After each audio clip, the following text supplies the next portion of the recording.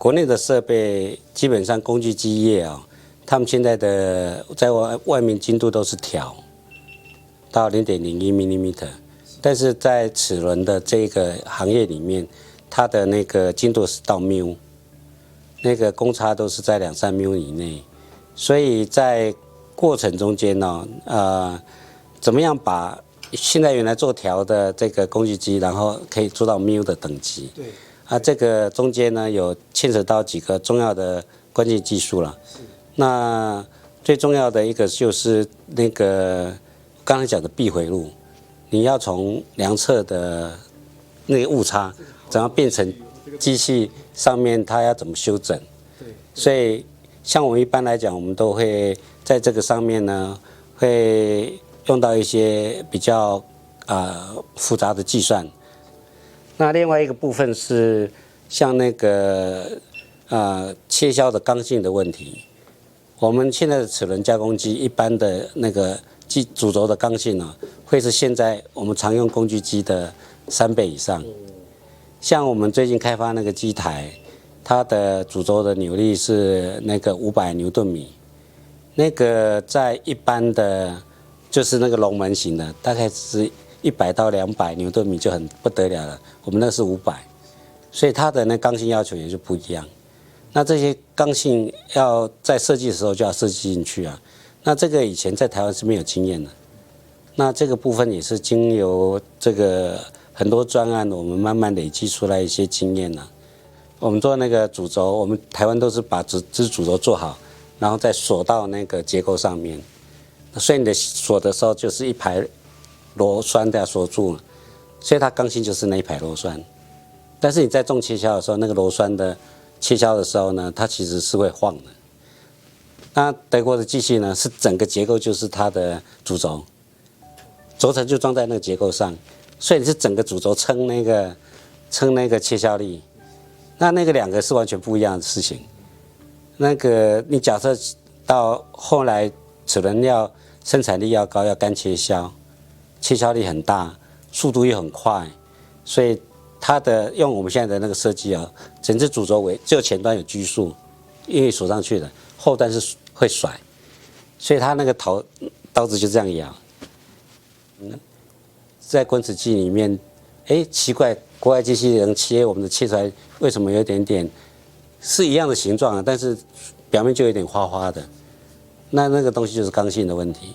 那这个东西我们慢慢的有找到关键，怎么样去突破。这几年在设计机器的时候，我会发觉台湾的很多机器啊，它一开始设计就错了。那讲一个比较简单的，就是我们知道我们工具机因为热膨胀，它的那个在切的时候边切相对位置会跑。那热膨胀在德国机器里面呢，你就会发觉它的设计啊，它都有一个基准点，所以它知道它会往哪边热膨胀，所以它的那个补偿就非常的简单，补偿会非常简单。所以你要在一开始设计的时候就把这个设计进去。比如说我们说那个滚珠导螺杆最简单的，我们都是两边都有预拉。那台湾的预拉呢是用那个那个等于是用螺帽给它预拉了。那可是你在热膨胀的时候，你因为两边都是过度拘束，你不知道它向哪边会膨胀。那这个在德国机器里面，他们的那个热膨胀的那个方向绝对是单向的，所以它的那个热膨胀的补偿啊非常简单，滚珠导螺杆跟那个台座中间的那个在转一圈的时候，那滚珠导螺杆转一圈的时候，它一般的台湾呢装到的抖动大概是3到5μ，他就觉得他已经装好了，但是在工具机里面那种抖动哦。没办法补偿，你热膨胀啊，或者是轴装歪啦，那个都有办法补偿，因为是它长行程来讲有一个趋势在，但是呢，局部的抖是没办法补的。那个东西其实是当初在装的时候的设计概念，你要让它能够把那个3到5μ自动把它吸收掉。以前没有人做到那么细耶，但是我们做工具机的，用到齿轮上面的时候，我们就会做到那么细。然后就看到很多这个设计是不行的，那个设计是不行的，我们会去注意。那另外一个是那个整个结构来看的时候，它的共振一定要在它工作区一定要整个那共振要拿掉。那德国机他们在某些重切削机台，他们会有一个吸震器装在主轴后面。台湾我们也看过有人用吸震器，那个吸震器其实跟电梯的那个吸震器其实有点类似。我们比较高速的电梯的那个上端都有装一个吸震器，那个 damper 它会把那个车厢的跟那个 cable 那个共振频率给吸掉。那切的时候，其实在那个整个工作范围可能有一段是结构没办法吸掉的，它就是要在那个地方加个那个 damper 把它吸掉。这种台湾很少人去研究这个东西。那个控制器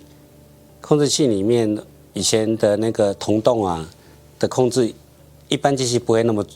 准，但是我们就是要那么准，所以那个电子齿轮的应用是